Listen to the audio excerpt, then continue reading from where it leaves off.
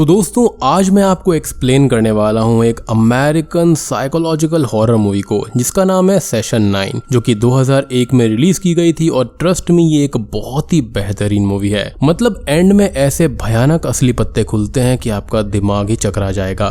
इस मूवी को डायरेक्ट किया है ब्रैड एंडरसन ने। बात करें इस मूवी की IMDb रेटिंग के बारे में तो यह है 6.4 स्टार्स आउट ऑफ 10 और ये एक अवार्ड विनिंग हॉरर मूवी है। तो मैं उम्मीद करता हूँ कि आपको ये मूवी थियोरीज काफी पसंद आएंगी। और दोस्तों मैंने हाल ही में एक्सप्लेन किया है कैरी 1976 मूवी को जो कि one of the greatest horror movies of all times में आती है। तो अगर आपने बाई चांस मिस कर दिया है या फिर आपके पास नोटिफिकेशन नहीं आई है तो लिंक मैं आपको नीचे पिन्ड कमेंट में दे दूंगा, आप जाकर जरूर देख लेना। तो कमेंट सेक्शन चेक करना मत भूलना। तो चलिए अब बिना किसी देरी के चलते हैं सीधा वीडियो की तरफ।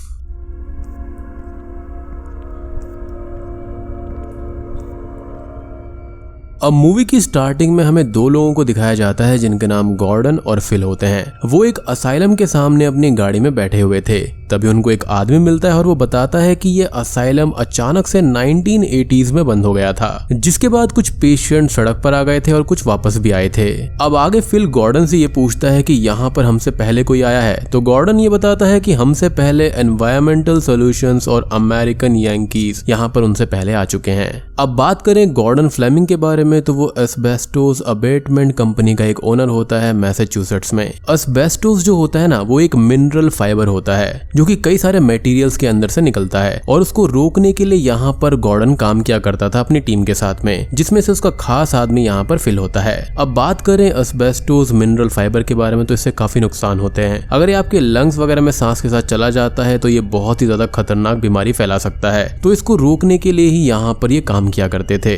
खैर आगे दिखाया जाता है कि इस असाइलम के बारे में एक आदमी फिल और गॉर्डन को और इन्फॉर्मेशन देता है। वो बताता है कि 1871 को इस बिल्डिंग को बनाया गया था और इसका नाम जो है वो कर्कब्राइड बिल्डिंग था, जिसे डॉक्टर थॉमस कर्कब्राइड के नाम पर रखा गया था। वो इसे एक जायंट बैट से कंपेयर कर रहा था और मेन स्टाफ बिल्डिंग को बैट की मिडल बॉडी बताता है। बाकी लेफ्ट विंग और राइट विंग को मेल पेशेंट और फीमेल पेशेंट से वो कंपेयर कर रहा था। वो ये भी बताता है कि इस जगह को नेशनल हिस्टोरिक रजिस्टर में भी शामिल किया गया है, जिसकी वजह से इसको तोड़ा नहीं जा सकता, और ये भी कि इसके बेसमेंट में एक मुर्दा घर भी है।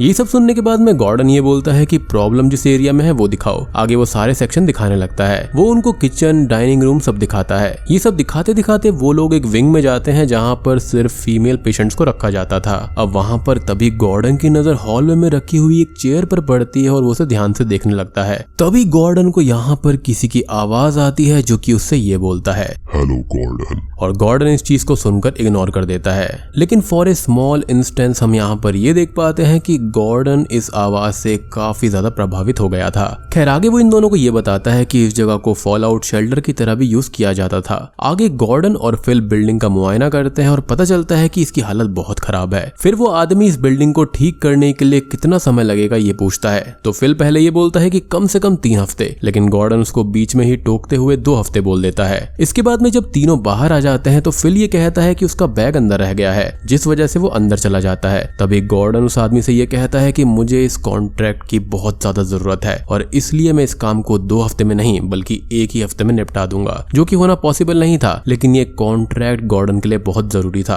और वो उसको मिल भी जाता है। अब बात करें गॉर्डन की कंपनी के बारे में तो उसकी हालत काफी खस्ता थी। यहाँ पर उनकी कंपनी ऑलमोस्ट बंद होने के कगार पर थी क्योंकि यहाँ पर फंड्स उनके पास में थे नहीं। आगे गॉर्डन को कार में बैठा दिखाया जाता है जहाँ पर वो अपनी वाइफ और न्यू बॉर्न बेबी को देख रहा होता है। तो यहाँ पर ये भी रीजन था कि वो काफी परेशान था और उसको काम की जरूरत थी क्योंकि उसकी न्यू बॉर्न बेबी हुई थी जिसके लिए उसको फंड्स की काफी ज्यादा जरूरत थी। एंड गॉर्डन काफी टाइम से इस बेबी के लिए ट्राई कर रहा था, लेकिन जब उसकी बेबी हो गई थी तो उसके लिए काइंड ऑफ वो रेडी नहीं था। खैर अब तभी हम गॉर्डन को उसके घर के सामने देखते हैं जहाँ पर वो कार में बैठा था और उसके पास में फ्लावर और वाइन वगैरह थे जो कि वो अपनी वाइफ के लिए लेकर आया था। अब तभी कोई वॉइस उससे कुछ कहती है और उसके बाद में वो घर के अंदर जाता है, जिसके बाद में स्टार्टिंग में तो हमें ये लगता है कि उसकी वाइफ काफी ज्यादा फ्लावर्स को देखकर खुश हुई है, लेकिन तभी वहां पर एक बहुत तेज आवाज चिल्लाने की आती है जो कि अच्छा नहीं था, जिसके बाद में स्क्रीन ब्लैंक हो जाती है और हम समझ नहीं पाते कि यहाँ पर आखिर हुआ क्या है, जिसके बारे में हम एंड में डिटेल में बात जरूर करेंगे।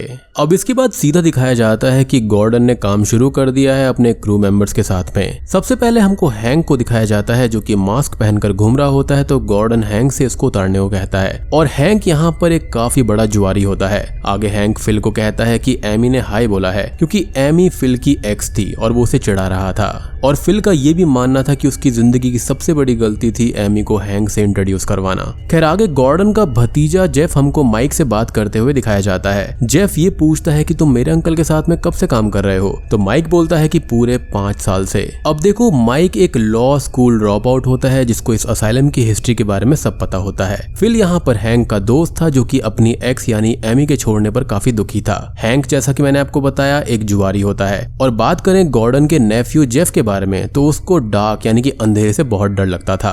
आगे जेफ यहाँ पर काफी तेज मेटल म्यूजिक बजाने लगता है तो हैंक उसको डांट देता है कि यहाँ पर ये जो हवा में है ना ये उसके अंदर चला जाएगा जिससे उसको काफी तकलीफ होगी, और वो उसको म्यूजिक बंद करने को कहता है। और ये वही फाइबर मिनरल है जिसके बारे में मैंने आपको स्टार्टिंग में बताया था जिसका नाम एस्बेस्टोस होता है।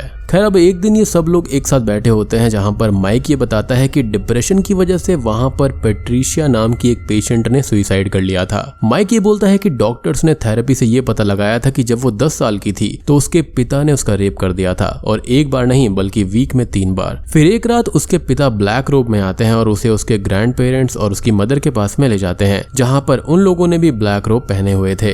जहां पर उसकी मदर ने एक बच्चे का दिल निकाल लिया था और उसका खून वो पी जाती है और बाकी लोगों को उसके बॉडी पार्ट्स खाने को देती है। ये सब उन्होंने एक सैटानिक रिचुअल के कारण किया था। माइक बोलता है कि पेट्रिशिया ने उन लोगों पर केस भी किया था जहां पर उसके माँ बाप ने उसे झूठा साबित कर दिया और यहाँ पर डलवा दिया, जिससे कि यहाँ पर वो सब लोग काफी ज्यादा घबरा जाते हैं। खैर माइक को अब आगे काम करते वक्त मैरी नाम की एक पेशेंट के ऑडियो टेप्स मिलते हैं जिसको डिसोशिएटिव आइडेंटिटी डिसऑर्डर था, और उसके ऑडियो टेप सेशन 1 से लेकर सेशन 9 तक थे, और इसी बेस पर इस मूवी का नाम रखा गया है।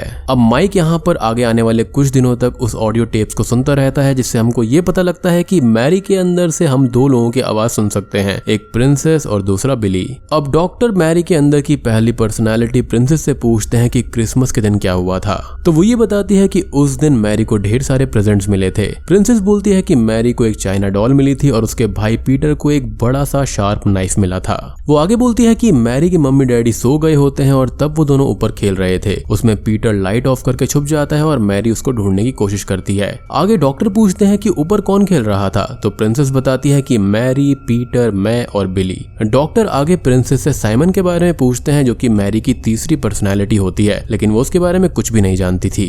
अब तभी हैंक को दिखाया जाता है जो कि बेसमेंट में काम कर रहा होता है, जहां उसे काम करते वक्त जमीन और दीवार पर कीमती चीजें मिलती हैं जैसे कि पास्ट के सिल्वर सिक्के और जेवर इत्यादि। लेकिन तभी हैंक को गॉर्डन ऊपर बुला लेता है। अब हैंक यहाँ पर एक लालची इंसान था तो वो वापस रात को हॉस्पिटल आता है इस कीमती सामान को लेने के लिए, और इन सब के साथ साथ उसको वहां पर कुछ मेडिकल इक्विपमेंट्स भी मिलते हैं, और उसमें से एक डॉक्टर का लोबोटमी टूल भी होता है जो कि सर्जिकल ऑपरेशन यानी कि ब्रेन ऑपरेशन में यूज होता है। एटलीस्ट उस वक्त तो ये यूज हुआ करता था। अब जब हैंक पेशेंट वार्ड की तरफ वापस जा रहा होता है तो उसको वहां पर कोई दिखाई देता है जिससे कि वो डर जाता है। फिर आगे सुरंग में उसे एक परछाई भी नजर आती है जिससे कि वो डर के भागता है, लेकिन उसको ये पता लगता है कि ये तो एक चिड़िया है, और जैसे ही वो आगे बढ़ने लगता है वहां पर वो एग्जिट के पास पहुंचता है, लेकिन अचानक से ही उस पर कोई हमला कर देता है और सीन यहाँ पर कट हो जाता है। अगले दिन हैंक किसी को भी नहीं दिखता तो सबको ये लगता है कि वो जुआ खेलने भाग गया है। अब यहाँ पर सभी लोग फिल को हैंक की गर्लफ्रेंड को कॉल करने के लिए कहते हैं तो ये पता चलता है कि वो दोनों मायामी में कहीं दूर वेकेशन के लिए निकल गए हैं। अब हैंक की जगह क्रेग नाम के एक दूसरे आदमी को जगह दी जाती है।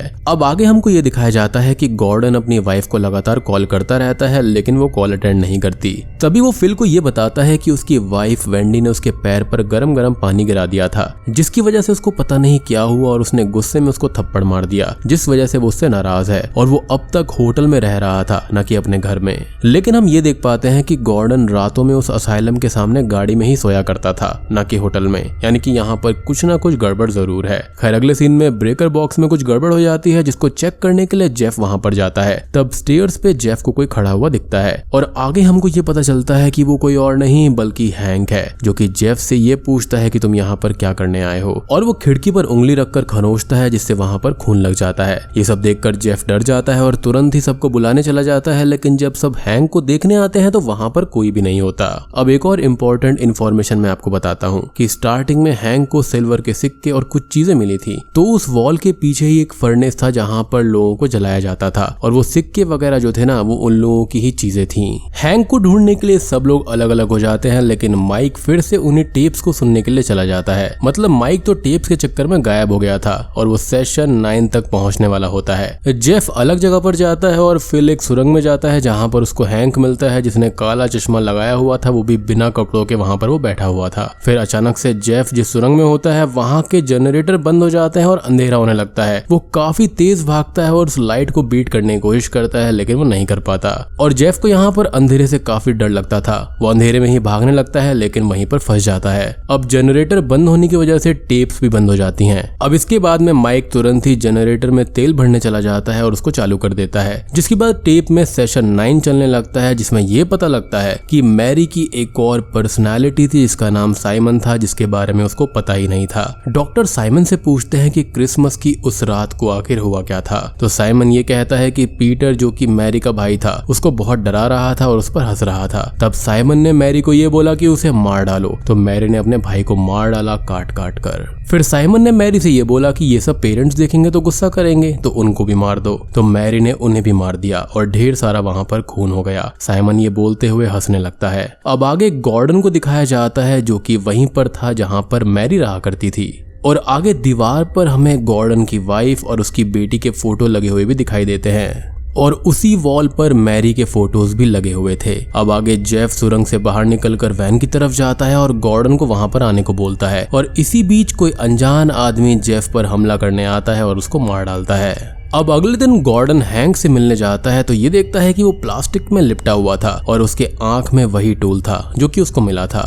तभी फिल हैंक के पास में खड़े होकर उसको जागने को कहता है, जो कि काफी अजीब सीन था। फिर तभी वहां पर क्रेग पहुंच जाता है जो कि हैंक का रिप्लेसमेंट था और वो गॉर्डन को हैंक की लाश के पास में खड़ा हुआ पाता है। आगे गॉर्डन क्रेग पर हमला कर देता है और वो उसी टूल को हैंक की आंख से निकाल कर क्रेग की आंख में डाल देता है और उसको भी मार डालता है। अब तभी हमको गॉर्डन के सारे क्रू मेंबर्स की लाश अलग अलग जगह पर दिखाई जाती है। जी हाँ, और यहाँ पर फिल भी मारा जा चुका था। यानी कि जब फिल ने गॉर्डन से ये कहा था कि होश में आओ, तो वहां पर वो फिल असलियत में नहीं था बल्कि वो उसकी स्पिरिट या फिर गॉर्डन की कॉन्शियसनेस होगी जहां पर वो उसको होश में आने के लिए बोल रही होगी। जिसके बाद में गॉर्डन मैरी के रूम में जाता है और अपनी वाइफ और बेटी की फोटो देखता है। इसके बाद में वो वेंडी को कॉल करता है और सॉरी बोलता है, लेकिन वहां से सामने से कोई आवाज नहीं आती और वो अपनी बेटी के फोटो के ऊपर हाथ रखता है जिसके ऊपर खून लग जाता है। अब आगे टेप के आखिरी पार्ट यानी कि सेशन 9 में हम ये सुनते हैं जो कि खुद पे खुद चलता है और हम ये सुन पाते हैं कि डॉक्टर मैरी की तीसरी पर्सनैलिटी साइमन से बात करते हैं और इससे ये पूछते हैं कि तुम आखिर रहते कहां पर हो।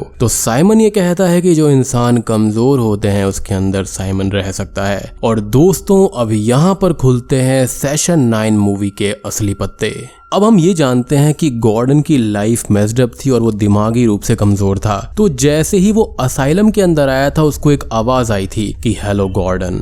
तो यहाँ पर वो कोई और नहीं बल्कि साइमन था, जो कि मेरे हिसाब से एक ऐसी सुपर नेचुरल एंटिटी है जो कि कमजोर दिमाग वालों के अंदर रहता है। साइमन ने यहाँ पर गॉर्डन के सभी टीम मेंबर्स को काफी इफेक्ट किया था, लेकिन उसने जिसको फाइनली पजेस किया वो गॉर्डन था क्योंकि वो काफी ज्यादा कमजोर था। जिस दिन गॉर्डन इस असाइलम का कॉन्ट्रैक्ट लेकर अपने घर पर फ्लावर्स लेकर गया था अपनी वाइफ के लिए, वहां पर उसी दिन साइमन की आवाज उसको आई थी कि उन्हें मार दो। तो यहाँ पर गुस्से में आकर गॉर्डन ने अपनी वाइफ वेंडी और बेटी को तभी मार दिया था। जी हाँ, और यही रीजन था कि वो होटल में रह रहा था, इस असाइलम के बाहर रह रहा था और वो बार बार अपनी वाइफ को कॉल किया करता, लेकिन उसकी वाइफ कभी भी कॉल उठाया नहीं करती थी। और कॉल उठाएगी भी कैसे जब वो जिंदा ही नहीं है, तो कॉल कैसे उठा पाएगी।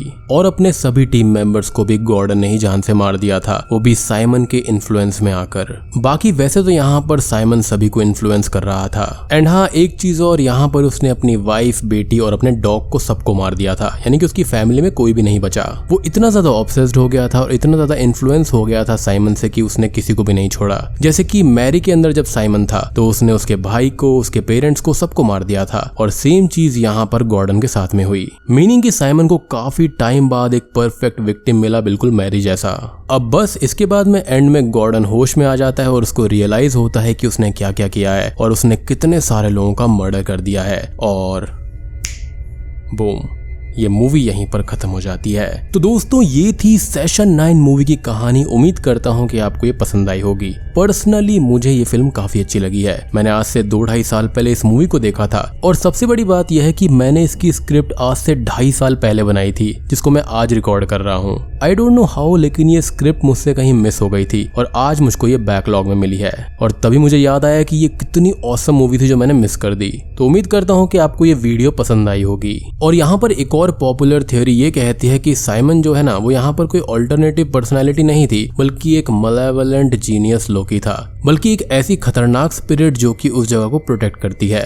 और हाँ, यहाँ पर एक चीज और थी कि जो मैरी का पेशेंट नंबर था वो 444 था और गॉर्डन यहाँ पर उसी की कब्र के सामने भी बैठा हुआ था जो कि टूट गई थी। तो ये हो सकता है कि जो मैरी की बॉडी के अंदर ये मलेवलेंट स्पिरिट कैद थी वो आजाद हो गई होगी। यानी कि ये जो पूरा का पूरा असाइलम था ना, वो खुद ही साइमन था, जिसकी वजह से यहाँ पर गॉर्डन ने सबको मार दिया। और ये चीज यहाँ पर थोड़ी थोड़ी द शाइनिंग मूवी से मिलती जुलती है। अब भाई यहाँ पर इस मूवी के और भी काफी सारे इंटरप्रिटेशंस हो सकते हैं, लाइक यहाँ पर वो मेंटली सिक था या फिर और भी काफी सारी चीजें हो सकती हैं, लेकिन जो मुझे पर्सनली फील हुआ मैंने आपको बेस्ट थ्योरी यहाँ पर बताई है। बाकी आप लोग मुझे कमेंट सेक्शन में बताना कि आपको ये मूवी कैसे लगी। तो वीडियो पसंद आई हो तो लाइक कर देना, चैनल पर नए हैं तो सब्सक्राइब कर लीजिए। तो मैं आप सबको मिलता हूँ अगली वीडियो के साथ में, तब तक के लिए